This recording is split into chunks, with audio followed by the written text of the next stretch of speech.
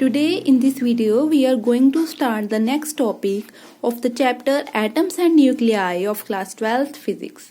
First is we are going to start with Thomson's model of atom, model given by the J.J. Thomson. And before that, before going towards the Thomson's model of atom, we must be knowing the what is matter. Matter क्या है इसे हमें पहले पता होना चाहिए. What is matter? Matter is something which occupy space, जो हमारा स्पेस को ऑक्यूपाई करता है, जैसे कि टेबल चेयर हमारे ऑब्जेक्ट्स हैं डेली लाइफ के, एंड जो ऑक्यूपाई करे स्पेस एंड उसकी वॉल्यूम हो, एक वॉल्यूम भी उसकी हो, एंड वो हम फील कर पाए अपनी 5 सेंसेस से. मैटर क्या है? जो हम अपनी 5 सेंसेस जो हमारी हैं 5 सेंसेस उनसे हम उसे फील कर पाए, वो ऑक्यूपाई करे स्पेस और उसकी वॉल्यूम हो, वो हमारे पास मैटर है. जैसे हमें पता है कि हमारा मैटर किससे बना हुआ है? एटम से. एटम जो हमारा वर्ड एटमोस से बना हुआ है. एटम को हमने डिराइव किया है ग्रीक वर्ड एटमोस से. हमारे पास ग्रीक वर्ड एटमोस है, इसका मीनिंग है नॉट कट. जैसे हमें पता कि हमारा जो मैटर है, जिसकी हमने बात की कि वो मैटर हमारा ऑक्यूपाई करता है स्पेस, वो हम फील कर सकते हैं अपनी 5 सेंसेस से, एंड उसकी वॉल्यूम होती है. एंड जो हमारा मैटर है वो किससे बना हुआ है? एटम से. एटम हमें थियरी दी थी ये डाल्टन ने ये पोस्टुलेटेड किया था, ये बताया था कि हमारा जो एटम है वो ऐसी एंटिटी है, उसे हम आगे जो है वो कट नहीं कर सकते, इनडिविजिबल है. उसे हम फर्दर जो है उसे हम बाकी पार्टिकल्स में जो है वो डिवाइड नहीं होता.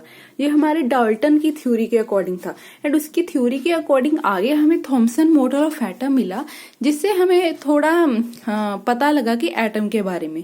बट ये मॉडल भी हमें पूरी तरह से एटम की एक सेटिस्फैक्ट्री एक्सप्लेनेशन नहीं दे पाया.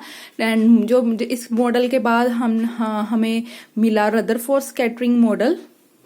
एंड रदरफोर्ड के बाद भी कुछ न कुछ उनमें लिमिटेशंस आई रदरफोर्ड मॉडल में, और उसके बाद हमें नील्स बोहर का मॉडल मिला.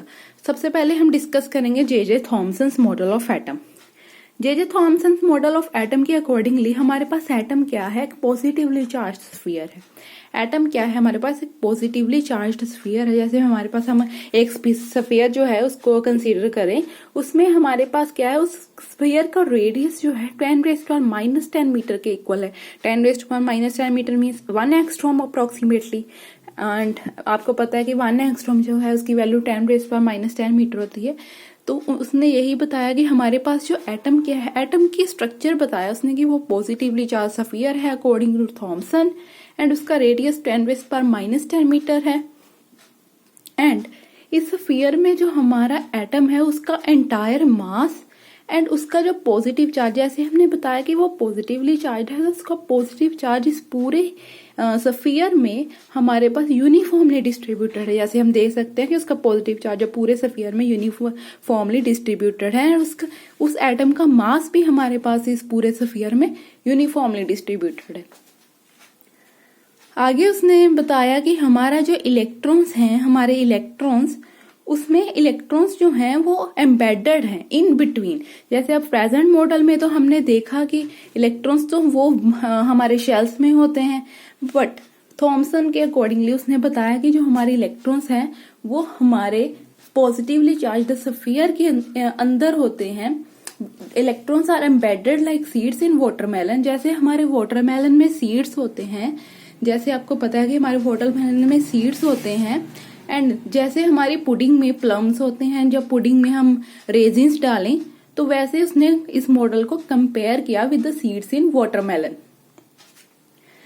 आगे उसने बताया कि जो नंबर ऑफ इलेक्ट्रॉन, इसकी न्यूट्रलिटी बताई कि जो हमारे पास जितने हमारे पास नंबर ऑफ इलेक्ट्रॉन्स होंगे, उन इलेक्ट्रॉन से हमारा जो नेगेटिव चार्ज होगा वो इक्वल होगा to the positive charge of atom.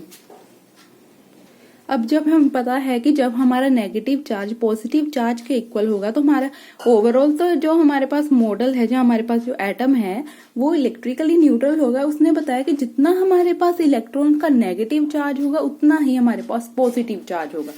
जितना हमारे पास नेगेटिव चार्ज उतना ही पॉजिटिव चार्ज। अगर मैं कंसीडर करूँ, जस्ट अजम्पशन ही है कि हमारे पास अगर किसी चीज का चार्ज 50 कूलम हो और ये हमारे पॉजिटिव चार्ज हो, उतना ही नेगेटिव चार्ज हो, तो इलेक्ट्रिकली न्यूट्रल ही होगा ना। तो वही उसने बताया कि जितना हमारे एटम के पास नेगेटिव चार्ज है उतना ही पॉजिटिव चार्ज है। ये उसकी थियोरी की कुछ असम्पशंस थी। अगर आगे हम देखेंगे इसकी लिमिटेशंस क्या थी इस मॉडल की। आगे हमारे पास थॉमसन मॉडल की लिमिटेशंस है। इसने क्या नहीं बता पाया था थॉमसन मॉडल, जिसके बाद इसका जो था उसके बाद एक नया मॉडल लाना पड़ा। फर्स्टली इसने नहीं बताया था कि हमारे पास जो स्पेक्ट्रल लाइंस आती हैं, जो हाइड्रोजन जो किसी और एटम की, उनका ओरिजिन क्या है, उनका कोज क्या है, जिससे हमें स्पेक्ट्रल लाइंस मिलती हैं ऑब्जर्व्ड एक्सपेरिमेंटली। वो बता नहीं पाया था experimentally. And it could not explain the large angle of scattering of alpha particles from metal foils. ये जो हमारी सेकेंड लिमिटेशन है वो रदरफोर्ड ने बताई थी। रदरफोर्ड ने इसकी आगे इम्प्रूवमेंट की थी इस लॉ की। उसने उसमें हमारे पास जो एक सोर्स लिया था, रेडियो एक्टिव सोर्स लिया था, उस रेडियो एक्टिव सोर्स से उसने अल्फा पार्टिकल्स जो थे वो पास करवाए थे through the thin foils of metal. उसने थिन गोल्ड फॉइल ली थी, उसमें से उसने अल्फा पार्टिकल्स को पास करवाया था। जो हमारी रेडिएशन थी उनको एंगल ऑफ स्कैटरिंग देखा था कि हमारे अल्फा पार्टिकल्स का एंगल ऑफ स्कैटरिंग क्या है। ये दोनों ये बता नहीं पाए। तो स्पेक्ट्रल लाइंस क्या है? किसी भी जब हमारा कोई एटम, जब हमारी कोई वेपर, किसी भी जो हमारी गैस, जब किसी भी एटम का गैस या वेपर जब वो लोअर प्रेशर पर होते हैं तो उसमें से अब जब हम उन्हें इलेक्ट्रिक करंट पास करते हैं, उनमें से जब हम किसी गैस और वेपर में से किसी भी एटम की गैस जब वेपर में से जब हम इलेक्ट्रिक करंट पास करते हैं तो वो हमारे एक्साइटेड स्टेट में चले जाते हैं। वो एटम्स और गैस जब वो एक्साइटेड स्टेट में जाते हैं तो वहां पर कुछ पर्टिकुलर वेवलेंथ की एमिशंस, रेडिएशंस जो हैं वो एमिट होती हैं। उन एमिशंस में से हमें लाइंस मिलती हैं। उन रेडिएशंस में से हमें लाइंस मिलती हैं उन वेपर्स की, जो गैस की, जब हम किसी भी एटम की लेते हैं। जैसे मैं हाइड्रोजन की गैस लूं, जो हाइड्रोजन के वेपर्स लूं, उसमें से जब मैं इलेक्ट्रिक करंट उनमें से पास करूंगी हाइड्रोजन की गैस में से, तो मेरी हाइड्रोजन की गैस के जो इलेक्ट्रॉन्स हैं वो जो हमारी हाइड्रोजन गैस है वो एक्साइट करेगी। वो एक्साइट करेगी तो हमारे पास एक पर्टिकुलर वेवलेंथ की जो है रेडिएशन एमिट होंगी। ये हम फर्दर देखें, हमारा पूरा हाइड्रोजन स्पेक्ट्रा हम करेंगे, उसमें से आपको क्लियर होगा कि कैसे हमारे पास जो है वो लाइंस बनती हैं जब हमें पर्टिकुलर वेवलेंथ की जो है एमिशंस होती हैं। एंड उन लाइंस में से आपको एक पूरा स्पेक्ट्रा मिलेगा। ये तो हमारा हो गया एमिशन स्पेक्ट्रा। एंड ऐसे ही हमारे पास अब्जॉर्प्शन स्पेक्ट्रा होता है। अब्जॉर्प्शन स्पेक्ट्रा में भी जब हम सपोज कर लेते हैं कि हाइड्रोजन की गैस में से जब हम व्हाइट लाइट पास करवाएंगे तो हमारे पास तब भी एक ब्राइट सा स्पेक्ट्रा फॉर्म होगा विद द डार्क लाइंस। उसमें से डार्क लाइंस होंगी।